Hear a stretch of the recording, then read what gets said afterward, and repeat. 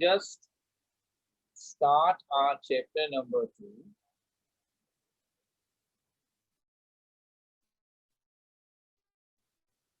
Which was solid, liquids,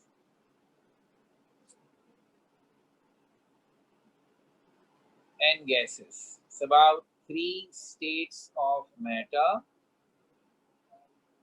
and they are solid, liquid, and gas. मैंने last time आपको सिर्फ ये बात बताई कि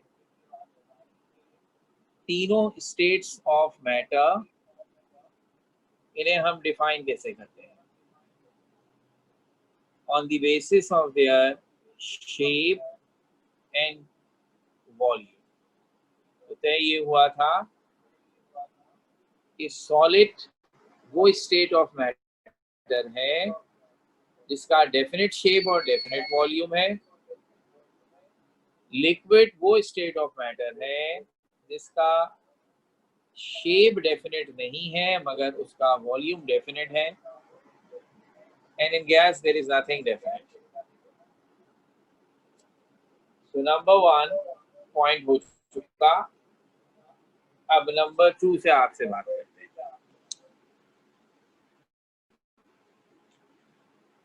सवाल ये पैदा हुआ कि सॉलिड का शेप फिक्स क्यों है, लिक्विड का फिक्स क्यों नहीं है और गैस का फिक्स क्यों नहीं है।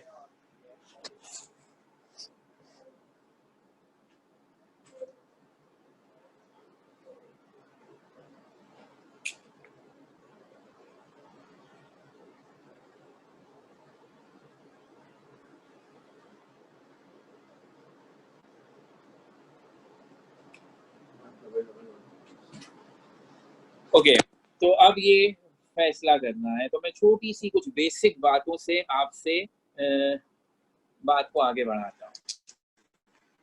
मैटर के बारे में हमारी जो बहुत ही बुनियादी सी थ्योरी है वो क्या है? All matter composed of tiny particles, जो से बेसिक बिल्डिंग ब्लॉक्स कहते हैं, और वो हैं एटम्स जो आपस में मिलके मॉलिक्यूल भी बना लेते हैं। फिर तो हम फिलहाल एटम एटम करते हैं। हम में से कोई ऐसा नहीं होगा जो एटम के लफ्ज से वाकिफ ना हो, कि उसके बारे में थोड़ा सा जानता है, कोई बहुत ज्यादा जानता है, कोई सिर्फ नाम जानता है, चलेगा। फिलहाल इससे ज्यादा की जरूरत नहीं है। हाँ, ऐसा कोई नहीं हो सकता जो 9th और 10th पढ़कर आ गया और उसने कहा मैंने आज पहली दफा लफ्ज एटम सुना है। ऐसा तो नहीं हो सकता। तो साइंस जब किसी चीज को समझाती है ना, जैसे अभी हम समझाने जा रहे हैं आखिर सॉलिड का शेप फिक्स क्यों है, समझाने जा रहे हैं ना, तो उसका क्या तरीका होता है जरा सा याद कराऊंगा, क्योंकि मैं अपनी उस बात पर कायम हूं। ये नहीं कहूंगा कभी कि ये तो आप 9th में पढ़कर आए हैं इसलिए आगे पढ़ते हैं। नो, आप पढ़कर आए हैं, आपको याद होगा, आप अच्छे बच्चे हैं, बहुत अच्छी बात है, लेकिन हम ये ज़्यूम करेंगे कि हमें हर चीज़ जीरो से पढ़ानी है। ठीक है, तो ये ज़रूर होगा कि ये आपने पढ़ा होगा। आइए मैं याद दिला देता हूँ, जैसे मैं अभी कह रहा हूँ। 9th की क्लास में पहले चैप्टर में टॉपिक था साइंटिफिक मेथड। आता है इम्तिहान में, तो इसलिए स्कूल वाले याद भी कराते हैं, और इसलिए भी मुझे थोड़ा थोड़ा के बच्चों को ये टॉपिक का पता होगा क्यों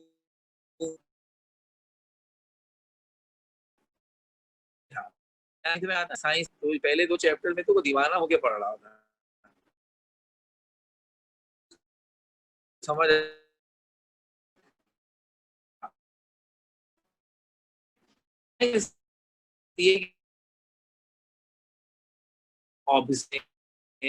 इसी बात को फिर सवाल पूछते हैं ये क्यों हुआ। मुझे मशहूर जमाना सर पे सेब गिर गया, सुना है ना आप लोगों ने, ग्रेविटी के चैप्टर में जरूर सुनाते हैं। तो पहली बात ऑब्जर्वेशन, हर चीज नीचे गिर रही है, तो सवाल हुआ क्यों, तो जवाब एक थ्योरी बनाई ग्रेविटी की, वो हुआ हाइपोथेसिस। उस थ्योरी को एक्सपेरिमेंट्स के जरिए चेक किया, वेरीफाई हो गई, तो हमने लॉ बना दिया, law of gravitation. This is how science work. 4 steps हैं। पहला ऑब्जर्वेशन, दूसरा हाइपोथेसिस, कहानी बनाओ उसके मुतालिक, तीसरा एक्सपेरिमेंट, चौथा थ्योरी बन गई, लॉ बन गया। ऑब्जर्वेशन, सॉलिड का शेप हमेशा फिक्स है, नजर आ रहा है हमारे आसपास, हम जिस कमरे में बैठे होंगे उसी में कितनी चीजें नजर आ रही होंगी। अब आप बताइए क्यों है। तो क्यों है के लिए मैं बनाऊंगा हाइपोथेसिस, मैं बनाऊंगा एक कहानी कि मेरी कहानी इस बात को समझाएगी कि ये शेप इसलिए फिक्स है।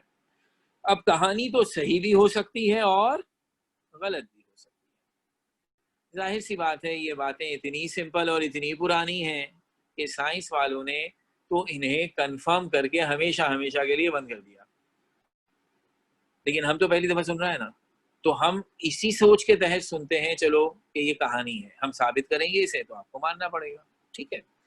तो अब बात मैंने शुरू करने के लिए अपनी कहानी का पहला कैरेक्टर लेकर आया, क्या ये साइंस कहती है कि तमाम चीजें एटम से मिलकर बनी हैं। गौर से सुनते जाइएगा, मुझे कोई जल्दी है नहीं, इसे बड़े आराम आराम से बताऊंगा। तमाम चीजें, तमाम सॉलिड लिक्विड गैस, तमाम मैटर एटम से मिलकर बना है। कौन एटम? सर ये हमने पढ़ा था, स्मॉलेस्ट पार्टिकल होता है जो नजर नहीं आता। दूसरा कहेगा नहीं सर नजर आता है, हमारी मिस ने बताया था, अब वो हमने इलेक्ट्रॉनिक माइक्रोस्कोप बनाया उससे हम एटम देख लेते हैं। जितने मुंह उतनी बातें। Atom is one of the most smallest represent all types matter, it's no doubt about it। बहुत छोटा है, बिल्कुल सही है, नजर नहीं आता। यूं समझ लीजिए ये इतना छोटा है कि अगर मैं एक साथ 10 मिलियन एटम, 10 मिलियन का मतलब होता है 1 करोड़, अगर मैं एक साथ 1 करोड़ एटम रख दूं तो इतना बारीक सा नुक्ता बनेगा जिसे आप बमुश्किल देख पाएंगे। यानी अगर आपकी आई साइड वीक है तो चश्मा लगा के देख लेंगे, वरना पेंसिल, बारीक पेंसिल से जो हल्का सा नुक्ता लगाते हैं ना, उस नुक्ते में 1 करोड़ एटम्स होते हैं, 10 मिलियन। तो अब आप सोचिए एक एटम कितना बड़ा होगा, नजर आने का सवाल ही पैदा नहीं होता। ठीक हो गई बात? अच्छा भाई, अब एटम नजर नहीं आता हमें, सही हो गई, बहुत ही छोटा है। सर वो कहते हैं कि किसी ने माइक्रोस्कोप अब बना लिया है, इलेक्ट्रॉनिक माइक्रोस्कोप, उससे एटम दिखाई देता है। हम आगे चलकर पूरा एक चैप्टर पढ़ेंगे, उसमें पूरी तफसील से बता देंगे, लेकिन मुख्तसर समझ लीजिए कि हमारे पास अब ऐसी टेक्निक्स आ गई हैं जिनसे हम एटम की इमेजेस हासिल करते हैं। डायरेक्ट उसे देखना वाला तो जुमला सही नहीं है, उसके इमेजेस बनाते हैं थ्रू कंप्यूटर सॉफ्टवेयर, जिससे ये यकीन हो गया कि वो है। बस ये कहिए कि हम एटम को ऐसे देख लेते हैं कि सबको याद होगा उसमें प्रोटॉन होते हैं, उसमें इलेक्ट्रॉन और न्यूट्रॉन, वो भी दिखते हैं, सवाल ही पैदा नहीं होता। सिर्फ ये तो कंफर्म हो गया कि एटम हैं थ्रू दोस इनडायरेक्ट इमेजेस। तो अब एक बच्चे की तरह, हर बच्चे की तरह आप क्या कहेंगे? जब आपने एटम देखा ही नहीं तो फिर आप उसके बारे में कैसे बता देते हैं? क्योंकि अब जितनी बातें हम करेंगे, आज से शुरू हुई है अभी तो केमिस्ट्री, हर दफा इन्हीं का तस्करा होगा, सारी की सारी साइंस बेस ही इन्हीं के ऊपर करती है, और ये तो हमें नजर ही नहीं आए, तो हम कैसे मान लें कि आपकी बात ठीक है? तो आपको अगर नजर नहीं आए तो आप यही कहेंगे कि मैं झूठ बोल रहा हूँ। अच्छा मैं तो नहीं बोल रहा भाई, ये तो साइंस बोल रही है, तो साइंस झूठ बोलती है, मैं क्यों मानूं? पहले या तो मुझे एटम दिखा दें, और नहीं दिखा सकते तो मैं नहीं मानता, जिद्दी है ना, कह दिया। तो अब एटम हमें नहीं नजर आता, लेकिन इसके बावजूद हम इस पर क्यों यकीन रखते हैं? इसका जवाब 60 सफ़ों का एक चैप्टर है जो आपके सिलेबस में है, तो पूरा नहीं सुना सकता मैं, अभी वक्त आने पे सुना दूंगा भाई, लेकिन फौरन मैं आपको यकीन दिला सकता हूँ कि मैं झूठ नहीं बोल रहा। वो कैसे? इससे पहले कि मैं यकीन दिलाने वाली बात करूं, एक रेज हैंड हुआ है, मैं जरा इनकी सुन लो। उमैमा इश्तियाक, मैंने आपको अनम्यूट किया। जी बेटा, क्या बात है? सर मुझे आवाज नहीं आ रही। आप अपना माइक सही करें, क्योंकि मुझे भी आपकी आवाज हल्की आ रही है और आपने मेरे ख्याल में क्लास भी अभी ज्वाइन की है, तो अपने माइक को सही कीजिए और अगर हैंड्स फ्री यूज कर सकते हैं तो वो कीजिए। सर मुझे आपकी आवाज नहीं आ रही।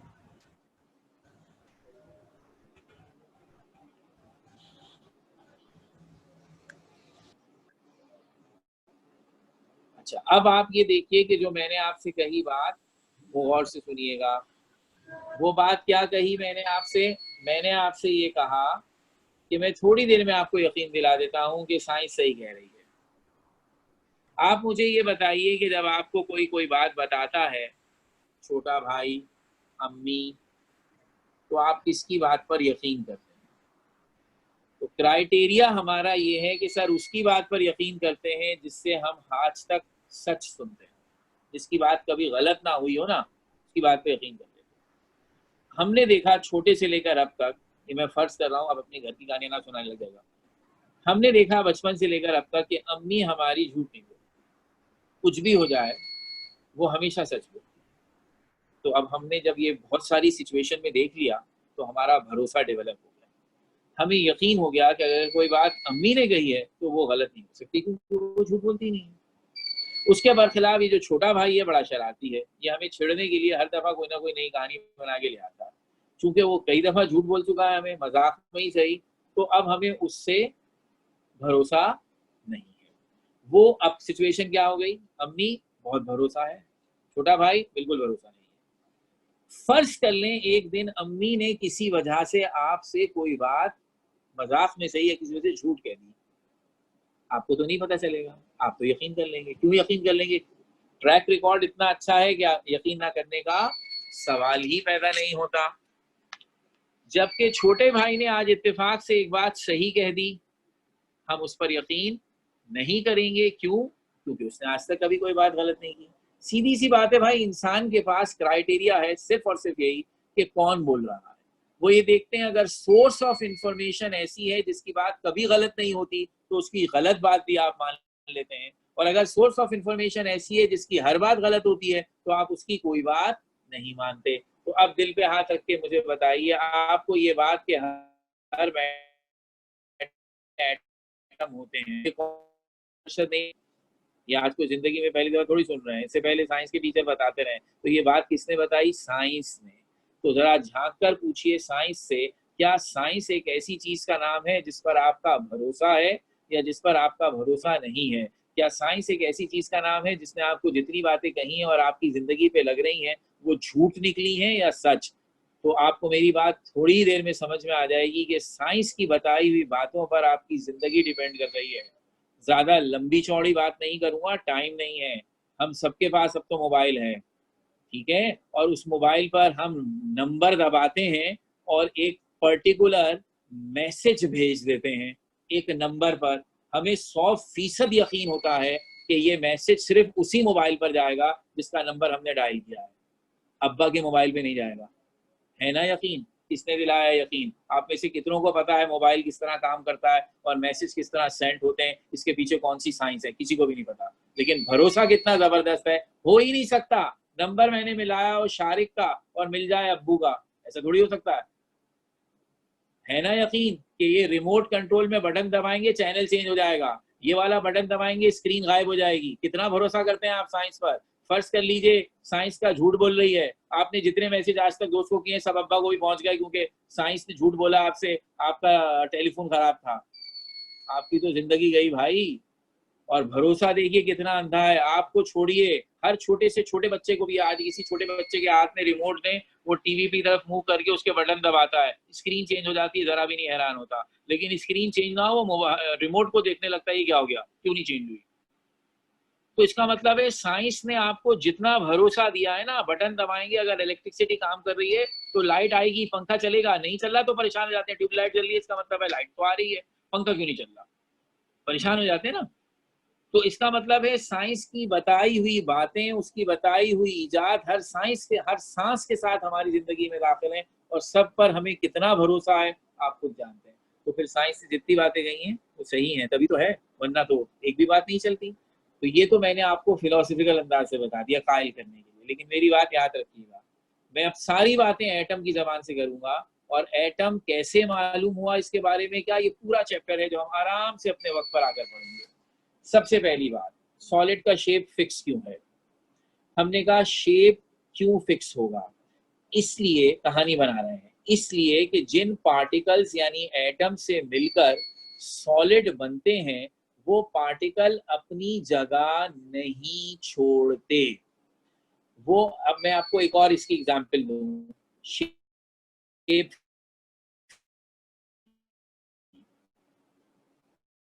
पाकिस्तान के बाद वो वर्ल्ड रिकॉर्ड है, वो क्या है, कुछ 3 या 4 साल पहले आया था कि 23 मार्च था या 14 अगस्त थी, कोई एक दिन था शायद, जिसमें पाकिस्तान में लाहौर में कज़ाफी स्टेडियम के ऊपर बहुत सारे लोगों ने पाकिस्तान का ह्यूमन फ्लैग बनाया था। ह्यूमन फ्लैग बनाने का क्या तरीका है कि पाकिस्तान के फ्लैग में ग्रीन और वाइट कलर है, ग्रीन और वाइट कलर के कहिए हेड्स पहनकर तकरीबन कोई 29,000 के करीब स्टूडेंट्स ग्राउंड में जमा हुए, इस तरह जमा हुए कि सबके हेड्स या तो ग्रीन थे या वाइट, वो एक खास तरतीब से ग्राउंड में खड़े हो गए और उन्होंने उससे पाकिस्तान का झंडा बना दिया। तो हर एक जो ऊपर खड़ा हुआ है वो देख रहा है नीचे 29,000 के करीब लोगों ने पाकिस्तान का फ्लैग इस तरह बनाया कि उन्हें इस तरह अपनी अपनी जगहों पे खड़ा किया कि जिस हिस्से में ग्रीन हिस्सा आना है वहाँ ग्रीन हेड वाले बच्चे खड़े हो गए, जहाँ व्हाइट दिखाना था वहाँ व्हाइट हेड वाले बच्चे खड़े हो गए। सबसे ज्यादा मुश्किल थी चांद तारा बनाना, चांद तारे का कलर व्हाइट है, तो वहाँ बड़े प्लानिंग के साथ बच्चों को इस तरह बीच बीच में खड़ा किया गया कि जो ऊपर से देखे लगे पाकिस्तान का फ्लैग बन गया। ये काफी दफा आपने देखा होगा, हर दफा जब किसी गेम्स की ओपनिंग सेरेमनी होती है तो इस तरह चीजें बनाई जाती हैं। ये फ्लैग 29,000 के करीब स्टूडेंट्स ने बनाया। Guinness book of world record वाले आए, उन्होंने बाकायदा बंदे गिने, तस्वीरें खींची और फिर अनाउंस किया पाकिस्तान ने Guinness book of world record बनाया। अब जरा इमेजिन कीजिए, आप मौजूद हैं वहाँ, आप देख रहे हैं ग्राउंड में 29,000 स्टूडेंट बिल्कुल स्टैटिक खड़े हुए हैं और इतनी अच्छे तरतीब से खड़े हुए हैं कि उनके हेड से पाकिस्तान का फ्लैग बन गया। कितनी देर तक ये फ्लैग रहा? 2 मिनट, 3 मिनट, 4 मिनट, 5 मिनट। जब Guinness book of world record वालों ने इशारा कर दिया कि हाँ जी हमने आप सबकी तस्वीरें खींच ली और रिकॉर्ड डन हो गया, तो फिर क्या हुआ? वो सारे लोग शोर मचाते हुए एकदम से पूरे ग्राउंड में बिखर गए। आपने क्या देखा? जब वो शोर मचाते हुए अपनी जगह से भागे तो पाकिस्तान के फ्लैग का जो ग्रीन कलर है वो एक कोने में भाग रहा है, दूसरे कोने में पूरा फ्लैग खत्म हो गया। आपको क्या मैसेज मिला? फ्लैग का शेप उस वक्त तक फिक्स रहा जब तक उस शेप को बनाने वाले बच्चे अपनी जगह पर खड़े रहे, तो फ्लैग का शेप फिक्स था। जैसे ही बच्चे मूव करते हैं शेप खत्म हो गया। हमारी अकल हमें कहती है कि सॉलिड का शेप भी इसी तरह, जैसे वो 29,000 इंसानों ने बनाया, ये एटम्स बनाते हैं। अगर ये एटम अपनी जगह पर फिक्स हो तो एक फिक्स शेप बनेगा, और अगर ये अपनी जगह को छोड़ दें तो शेप भी फिक्स नहीं रहेगा। हमें क्या इशारा मिला? सॉलिड मैटर की वो स्टेट है इसमें जो भी एटम होते हैं या पार्टिकल होते हैं वो अपनी जगह पर फिक्स होते हैं, वो अपनी जगह से नहीं हटते, इसलिए शेप फिक्स होता है। जबकि लिक्विड और गैस में ये पार्टिकल्स मूव करते हैं, अपनी जगह छोड़ते हैं, इसलिए इनका शेप फिक्स नहीं होता। तो मैं फिर याद दिला दूं, ये मैं कहानी बना रहा हूँ, सारी बात लिख लूंगा फिर मैं इसे साबित करूंगा। तो पहला पॉइंट हमने डेफिनेशन लिखा था, दूसरा पॉइंट और आज का पहला पॉइंट सॉलिड में क्या है? इन सॉलिड एटम भी लिख सकता हूं, मैं ज्यादा मुनासिब लफ्ज लिख रहा हूं पार्टिकल्स, एक ही बात है। And solid particles are not allowed to change their position and just allowed to vibrate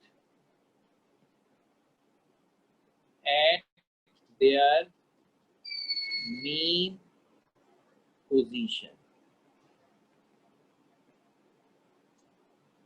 So solids में particles are not allowed to change their position and they are just allowed to vibrate at their mean position. यानी वो अपनी जगह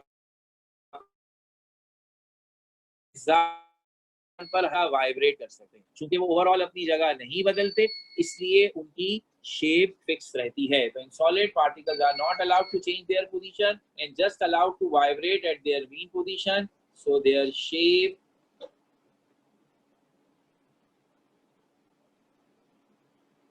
and volume is fixed. याद रहे जब shape fix है तो वॉल्यूम तो खुद ब खुद फिक्स हो गया। अच्छा, बिल्कुल अपोजिट है गैस। गैस में ना शेप फिक्स है ना वॉल्यूम फिक्स है। क्यों? The particles are allowed to move freely whatever और वेयर एवर दे वॉन्ट। इसका मतलब यहाँ सख्त पाबंदी, यहाँ पूरी आजादी। जब पार्टिकल अपनी जगह पे ही नहीं रहेंगे बल्कि उनको जहां जगह मिलती जाएगी वहां भागते चले जाएंगे, तो ओवरऑल क्या नतीजा निकलेगा? गैस को जहां रखेंगे वो पूरी जगह पर फैल जाएगी। तो बिल्कुल अपोजिट जुमला आ जाएगा, in gases particles are allowed to move freely in all directions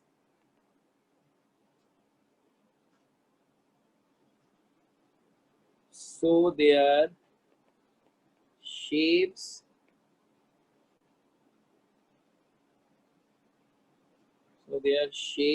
and volume is not fixed. अब बात करनी है दरमियानी, शेप फिक्स ना हो, वॉल्यूम फिक्स हो। तो अब शेप फिक्स होने की शर्त है पार्टिकल्स का मूव ना करना। शेप अगर फिक्स नहीं है तो इसका मतलब है पार्टिकल मूव कर रहा है। तो अब लिक्विड का शेप फिक्स नहीं है, इसका मतलब लिक्विड के पार्टिकल्स मूव करेंगे। वॉल्यूम का ताल्लुक किस चीज से? वॉल्यूम का ताल्लुक इस चीज से है कि पार्टिकल अगर अपनी मर्जी से हर डायरेक्शन में मूव करेंगे और एक दूसरे के करीब या एक दूसरे से दूर होंगे तो उनका वॉल्यूम चेंज हो जाएगा। वॉल्यूम का ताल्लुक है इस बात से कि दो एटम्स या दो पार्टिकल्स के दरमियान कितना डिस्टेंस है। अगर वो डिस्टेंस फिक्स रहेगा तो वॉल्यूम फिक्स रहेगा। अगर वो डिस्टेंस कम हो जाएगा, पार्टिकल एक दूसरे के करीब आ जाएंगे, वॉल्यूम कम हो जाएगा। पार्टिकल एक दूसरे से दूर चले जाएंगे, वॉल्यूम ज्यादा हो जाएगा। लिक्विड का वॉल्यूम चेंज नहीं होता। इसका मतलब है लिक्विड के पार्टिकल इस तरह मूव करते हैं कि वो एक दूसरे को साथ ले लेके चलते हैं, ना एक दूसरे के करीब होते हैं ना एक दूसरे से दूर होते हैं। यानी झुरमट बना के चलते हैं, जुलूस बना के चलते हैं। सब एक दूसरे के हाथों में हाथ डाल के चले तो क्या होगा? सारे के सारे मूव करेंगे लेकिन एक दूसरे से अपना म्यूचुअल डिस्टेंस चेंज नहीं करेंगे। तो हम लिक्विड की मूवमेंट के लिए लफ्ज इस्तेमाल करते हैं movement in the form of cluster. Cluster इसी तरह आप कहिए बहुत सारे पार्टिकल्स का ग्रुप एक साथ मूव करता है। तो लिक्विड में क्या हिसाब होगा? In liquid particles are allowed to move in the form of layers without changing their mutual distance. So their shape is indefinite but volume is definite. तो मैंने अपने पहले पॉइंट को जस्टिफाई किया विद ए स्टोरी। मैं बार बार एक ही जुमला कह रहा हूं, I am not saying that जो कहा आप यकीन कर लें। मैं साइंस के उसूल के मुताबिक बात करूंगा तो ये मेरा हाइपोथेसिस है। आपको दावत देते हैं सॉलिड शेप फिक्स रखते हैं, वॉल्यूम फिक्स रखते हैं, ये तो ऑब्जर्वेशन है ना, ये तो दिखाई देती है ना। आपके आसपास इतने सारे सॉलिड पड़े हैं, देख लीजिए सबका शेप और वॉल्यूम फिक्स है। आप लिक्विड देख लीजिए, कम से कम पानी तो होता ही है आपकी आसपास, कि उसका शेप वेरिएबल है। बॉटल में बॉटल की शक्ल इख्तियार कर लेता है, गिलास में जाता है गिलास के शेप का हो जाता है, शेप फिक्स नहीं है, वॉल्यूम फिक्स है। गैस, उसका ना शेप फिक्स है ना वॉल्यूम फिक्स है, तो ऑब्जर्वेशन है ना। अब आपसे कहता हूँ बनाइए कहानी, मानिए ना मानिए, हमारी बात ना माने, बोले कोई पार्टिकल वार्टिकल कोई एटम एटम नहीं होता, अपनी कहानी बना लीजिए। यही साइंटिफिक थॉट है ना। आप अपनी बात साबित कर देंगे, हम अपनी मिटा के आपकी लिख देंगे। और अगर आप नहीं सोच सकते हैं तो फिर आप हमारी सुनेंगे। और हमने आपसे क्या कहा, साबित करेंगे, कोई चीज हवाओं में नहीं फेंकेंगे, ये नहीं कह देंगे बस ये ठीक है। तो अभी हमने साबित करने की बात नहीं की, अभी तो हम बता रहे हैं, अभी तो हम अपनी कहानी सुना रहे हैं। अब आहिस्ता आहिस्ता कहानी सुनाते सुनाते इसका प्रूफ भी देंगे। तो अभी हमने आपको क्या पहली बात कही थी, सॉलिड का शेप फिक्स है, वॉल्यूम फिक्स है। अब आप हमें कोई एक लॉजिकल बात बताएं जिससे हमें कह सकें हाँ क्या पता है सही हो। वो लॉजिकल बात क्या बताई, हमने एग्जाम्पल दी और खुद आपसे कहा सोचिए, शेप तभी फिक्स होता है जब उस शेप को बनाने वाली चीजें, उसके कंपोनेंट्स अपनी जगह ना छोड़े। और मैंने इसीलिए वो एग्जाम्पल ह्यूमन फ्लैग की दी, कि जब तक वो ह्यूमंस जो फ्लैग बना रहे थे अपने हेड या अपने कपड़ों से, वो अपनी जगह पे खड़े रहेंगे, वो शेप फिक्स रहेगा। जैसे ही उन्होंने जगह छोड़ी, शेप खराब हो गया। तो अब सॉलिड के अंदर जो भी पार्टिकल्स होते हैं, उनका नाम एटम भी होता है, उनका नाम मॉलिक्यूल भी होता है, उनका नाम आइंस भी होता है। चूंकि अभी मैंने ना सिर्फ एटम के बारे में तो बात कर दी, बाकी चीजों के बारे में तो बात ही नहीं की, इसलिए मैं उनका नाम ही नहीं लेना चाह रहा, मैंने लफ्ज इस्तेमाल किया पार्टिकल। तो पार्टिकल्स अपनी जगह नहीं बदलते। जब वो अपनी जगह नहीं बदलते, या अगर सिर्फ हल्के हल्के वाइब्रेट करते हैं, मामूली सा हिलते हैं, तो ओवरऑल शेप फिक्स रहता है। शेप फिक्स रहता है तो वॉल्यूम खुद ब खुद फिक्स हो गया, क्योंकि मैंने आपसे कहा पार्टिकल्स की मूवमेंट का ताल्लुक है शेप से, और पार्टिकल्स एक दूसरे के दरमियान जो डिस्टेंस रखते हैं, वो डिस्टेंस ज्यादा हो रहा है या कम हो रहा है, इसका ताल्लुक है वॉल्यूम से। तो ना यहाँ शेप फिक्स है सॉलिड के अंदर, ना वॉल्यूम चेंज हो रहा है ना शेप चेंज हो रहा है, क्योंकि पार्टिकल्स ना अपना डिस्टेंस चेंज कर रहे हैं और ना अपनी पोजीशन चेंज कर रहे हैं। गैस, मैंने बजाय बीच में लिक्विड की बात करने की, मैंने बिल्कुल इसका अपोजिट पहले बात की कि गैस में ना शेप फिक्स था ना वॉल्यूम फिक्स था। क्यों? क्योंकि वहां पार्टिकल्स इतने फ्रीली मूव करते हैं कि उन्हें कोई रोकने वाला नहीं है, और इसकी वजह से कभी वो अपने दरमियान डिस्टेंस बढ़ा देते हैं, कभी कम कर देते हैं, तो उनका वॉल्यूम ज्यादा भी किया जा सकता है, कम भी किया जा सकता है। लिक्विड गया तो मैंने कहा कि शेप चेंज कर रहा है तो इसका मतलब उसके पार्टिकल मूव कर रहे हैं, वॉल्यूम चेंज नहीं कर रहा है तो इसका मतलब उसके पार्टिकल अपना म्यूचुअल डिस्टेंस चेंज नहीं करते। जहां जाते हैं ग्रुप की सूरत में जाते हैं, एक दूसरे के साथ मिलकर जाते हैं, तो मिलते मिलते मूव कर रहे हैं। अब क्वेश्चन फिर वही आ गया, आपने कहानी सुना दी, हमने कहा क्यों सर, ऐसा क्यों है कि सॉलिड वालों पर इतनी सख्ती है कि वो अपनी जगह से ना हिले? गैस वाले आपके रिश्तेदार हैं, उनको जहां मर्जी में आए भेज दो, वो बात थोड़ी हुई, साफ का तकाजा तो नहीं हुआ ना। तो अब ये समझाइए, why solid have restrictions and why not gas. तो अब हम अपनी कहानी का तीसरा पॉइंट भेज दें।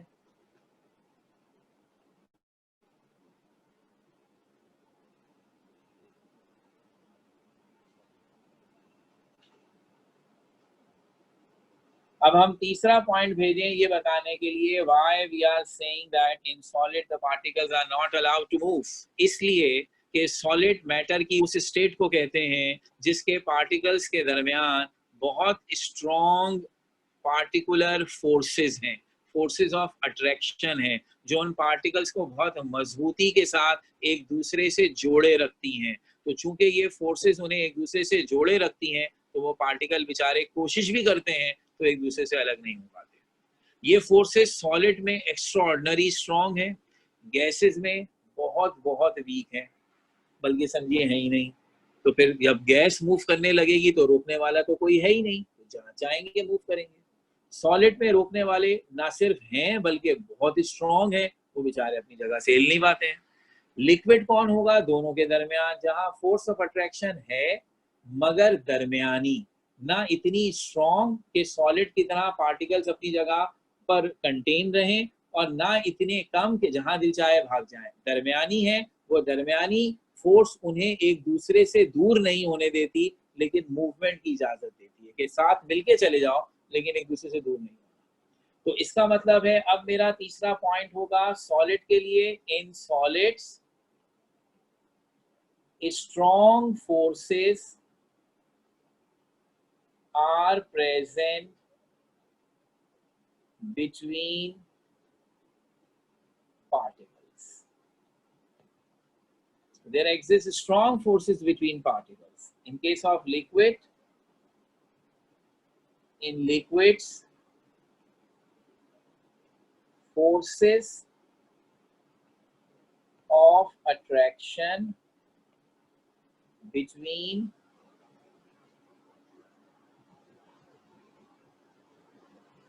particles are less than solids but greater than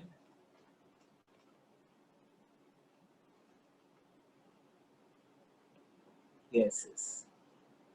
और ऑब्वियसली अब गैसेस के लिए कहेंगे इन gases the forces of attraction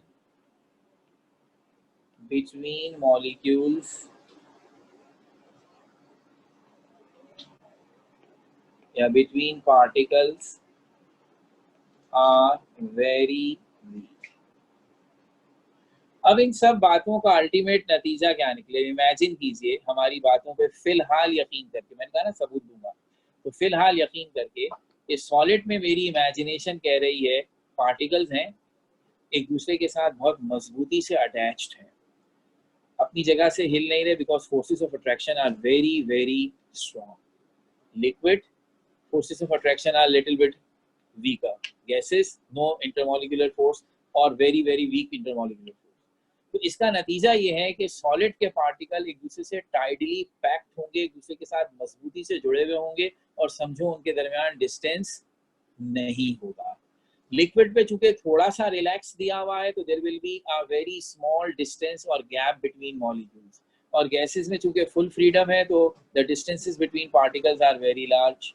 तो इमेजिनेशन ये बनी कि अब अगर मैं डिस्टेंस बिटवीन पार्टिकल्स को देखूं कि सॉलिड लिक्विड गैस में कैसे हैं, तो आई विल से कि in solid negligible distance is present between particles. यानी सॉलिड के अंदर जो पार्टिकल्स सॉलिड बनाते हैं उनके दरमियान नेग्लिजिबल डिस्टेंस है, ना होने के बराबर डिस्टेंस है. आपने ऐसा क्यों नहीं कहा नो डिस्टेंस? नेग्लिजिबल का तो मतलब होता है शायद बहुत थोड़ा सा है. हमने कहा हाँ, ये कहना इसलिए पड़ेगा कि आप ही ने कहा कि पार्टिकल्स हल्के हल्के वाइब्रेट करते हैं, थोड़ी सी जगह होती है तो वाइब्रेट करते हैं, तो इसलिए नेग्लिजिबल डिस्टेंस. लिक्विड के लिए क्या कहना चाहिए? In liquid, very small distance is present between particles. So there are distances, but they are very very very very small. थोड़े से सॉलिड से ज़्यादा हैं, लेकिन देखा जाए तो ओवरऑल ये भी बहुत कम है. हाँ, अगर डिस्टेंस कहीं पर ज़्यादा है या कंसिडरेबल है तो वो गैस है. इन गैसेस large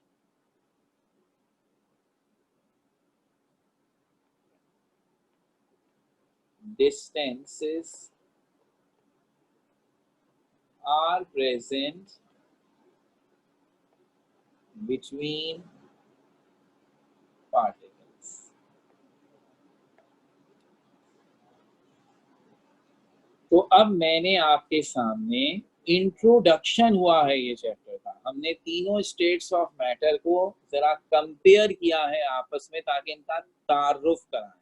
तो जो 4 पॉइंट्स हैं मेरे हिसाब से चारों ही डेफिनेशन कहलाते हैं अलग अलग एस्पेक्ट से. In terms of shape and volume, last time पहली क्लास में हमने तीनों सॉलिड लिक्विड गैस की डेफिनेशन बता दी थी. आज हमने इन तीनों स्टेट्स ऑफ मैटर को 3 और एस्पेक्ट से कंपेयर किया है. नंबर 1, सॉलिड लिक्विड और गैस में जो पार्टिकल्स हैं वो किस तरह से मूव करते हैं. आप इन्हें इंटर पार्टिकुलर मोशन या इंटर मॉलिक्यूलर मोशन कहते हैं, मोशन बिटवीन पार्टिकल्स. बताया। सॉलिड में बिल्कुल नहीं होती या जस्ट वाइब्रेट करते हैं, लिक्विड में लेयर्स की सूरत में मूव करते हैं, और गैसेस में फुल फ्रीडम है। फिर इनके दरमियान, पार्टिकल्स के दरमियान फोर्सेस के लिहाज से आप तीनों स्टेट्स को कंपेयर करते हैं। मैटर की स्टेट सॉलिड, फोर्सेस बहुत स्ट्रॉन्ग, लिक्विड इंटरमीडिएट, गैस ना होने के बराबर।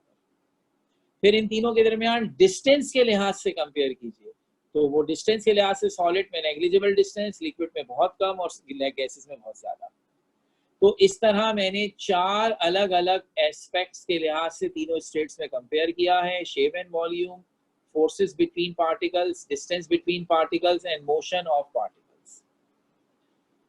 साबित करना है सब कुछ। अभी तो फिलहाल अगर हम देखें तो इन बातों को सुनने से हमें ये इत्मीनान होता है कि जो हमें नजर आ रहा है वो इस कहानी पर पूरा उतर रहा है, लेकिन हम इसके सबूत इतने देंगे जिसकी कोई हद नहीं। और सीधी सी बात क्या होगी, हम इन तमाम बातों की बुनियाद पर अब कुछ रिजल्ट्स और निकालेंगे और वो चेक करेंगे अपनी कॉमन लाइफ में।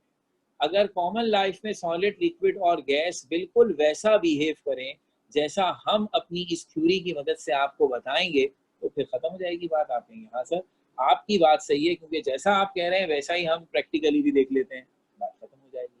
तो अभी ये सिर्फ इंट्रोडक्शन है। एग्जाम के पॉइंट ऑफ व्यू से जो कुछ हमने अभी पढ़ा है, क्या इसका इम्तिहान में कोई फायदा है? तो अभी तक जो आपने पढ़ा है इससे हमारा कोई शॉर्ट लॉन्ग क्वेश्चन नहीं बनता है, बहुत ही बेसिक बातें। इनसे अगर बनते हैं तो एमसीक्यूज, इस बिना पर कि हम ऐसे सवाल पूछ सकते हैं कि किस स्टेट ऑफ मैटर का शेप फिक्स है और किसका नहीं है, या किसकी फोर्सेस ज्यादा हैं किसकी कम है, किसके डिस्टेंसेस ज्यादा हैं किसके, ये छोटी छोटी बातें जो हैं ये हमसे मल्टीपल चॉइस क्वेश्चन में पूछी जा सकती है। तो अब हमारा नेक्स्ट स्टेप होगा कि we gonna start the chapter with the first section. Start हो गया, इंट्रोडक्शन हो गया। अब हमने इस चैप्टर के 3 हिस्से किए, जैसे मैंने लास्ट टाइम कहा था, गैस का हिस्सा अलग, लिक्विड का अलग, सॉलिड का अलग। हम सबसे पहले गैसियस हिस्से को पढ़ेंगे जो सबसे बड़ा भी है इस चैप्टर का और इम्तिहान के लिहाज से सबसे इम्पोर्टेंट भी होगा। तो ये काम अब हम करेंगे आपसे। हमने आज आपको 2 स्लाइड सिर्फ दिखी हैं जिसमें ये 4 पॉइंट्स थे। आई होप हमने ये कॉपी कर लिए होंगे। मैंने इसीलिए दोबारा दिखाए हैं कि अगर कॉपी नहीं किए हैं तो स्क्रीनशॉट ले लें, लेकिन मैं प्रेफर करूंगा कि हर चीज कॉपी होनी चाहिए। फिर रिपीट कर रहा हूँ, हर चीज कॉपी होनी चाहिए। ऐसे स्क्रीनशॉट लेने से आप वक्त गुजार देंगे, फायदा कुछ नहीं होगा। दूसरी स्क्रीन देख लीजिए, और कोई बात पूछनी है तो पूछ लीजिए।